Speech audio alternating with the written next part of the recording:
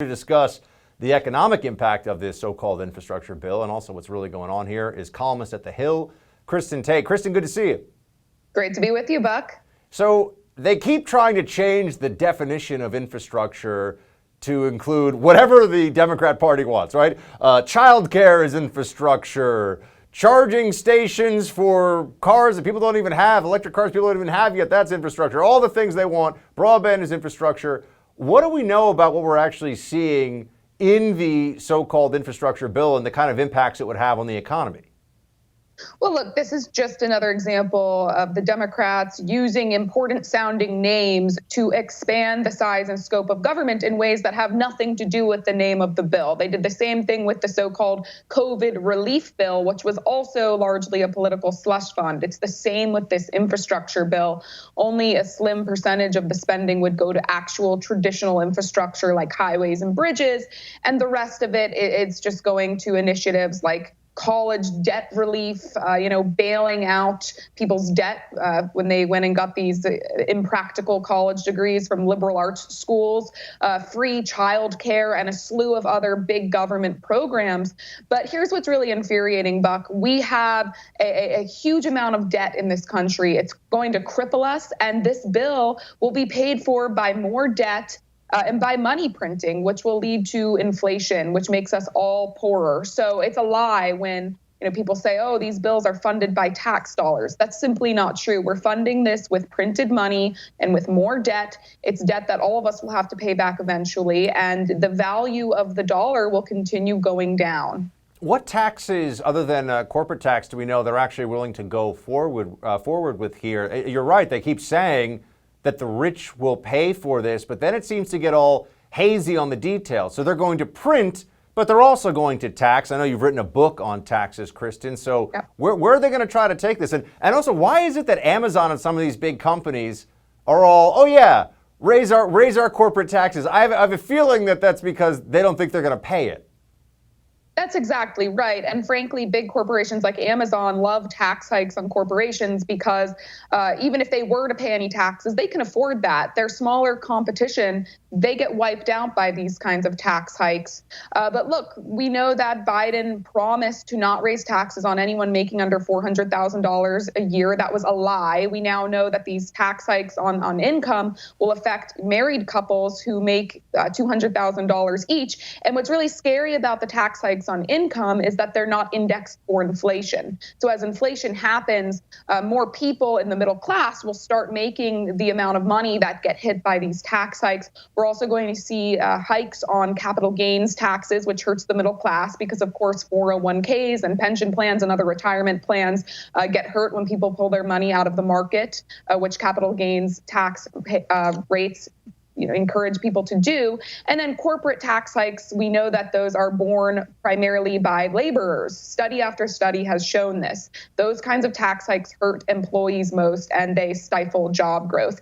So the tax hikes that Biden has put in place won't come anywhere close to actually funding these big government spending deals, and they will hurt the middle class most. You cannot just pass trillions of dollars of spending every single month without any consequences. Eventually, the whole house of cards collapses. The American Action Forum released a report noting the Green New Deal in total would cost a staggering $93 trillion over 10 years. I mean, Kristin, people will sometimes talk about modern monetary theory, this left-wing concept that's very popular among people like Alexandria Ocasio-Cortez, that we just print whatever money we need to, pay for what we need, and then just deal with inflation. They never really specify how. How far are we, in your mind, from getting to a place where everyone's going to have to admit and also feel the consequences of the inflationary effect on our economy?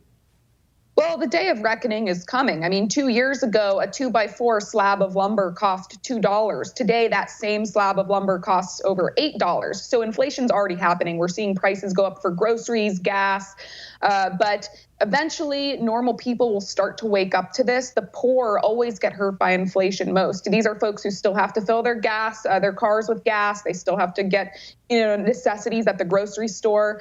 They really do get hurt the most. And people will get very angry when they realize what's happened, but by then it might be too late. So I'm very afraid of what's about to come. And I encourage your viewers or anyone who can to really try to diversify their assets. It's always a smart idea to take some of your assets out of the US dollar and invest in other things like gold, silver, even some cryptocurrencies, of course, real estate. But unfortunately, the poor and the elderly on fixed incomes, they don't always have the luxury of doing that. Now, the infrastructure bill as it stands right now is supposed to be the largest tax increase since 1968. I mean, assuming it goes through as written, I know there's a lot that still can happen and there's going to be negotiations going on, although the Democrats have shown a willingness to just ram things through. They rammed through the $1.9 trillion spending bill earlier this year. What are your expectations for what the massive tax increases, I mean, the largest since 1968, at least as it stands now in the bill, where will we feel those effects? We're just talking about inflation, but what will it do to employment, to small business, and the rest?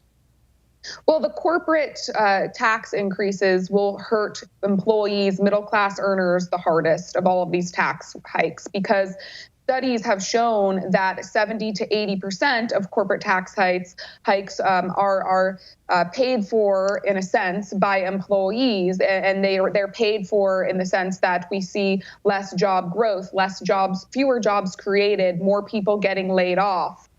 So this is how these corporate tax hikes are going to hurt the middle class. And of course, we know that when you raise taxes on corporation, you incentivize them to actually move their businesses out of the U.S. to more competitive tax environments. So that's another way we could see big losses in the number of available jobs for middle class earners. And then, as I mentioned before, the income tax hikes that Biden wants to put in place are not indexed for inflation. So we could see many more Americans being hit by those tax hikes in a few years than are going to be hit this year.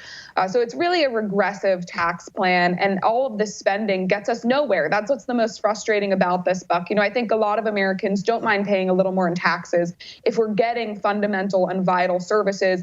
And very few people would argue that we don't need targeted approaches to fix our infrastructure. But this huge, wasteful infrastructure bill is hardly targeted. And again, it really doesn't actually deal with infrastructure. That's just a name to make the bill sound important and necessary. But it covers for all of these left-wing initiatives that just grow the size and scope of the state over our lives.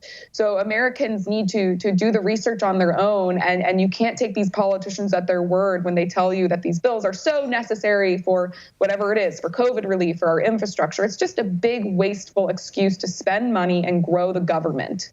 Kristin Tate, contributor to The Hill. Kristin, always appreciate it. Thanks for joining us. Good to see you. Thanks for having me, Buck.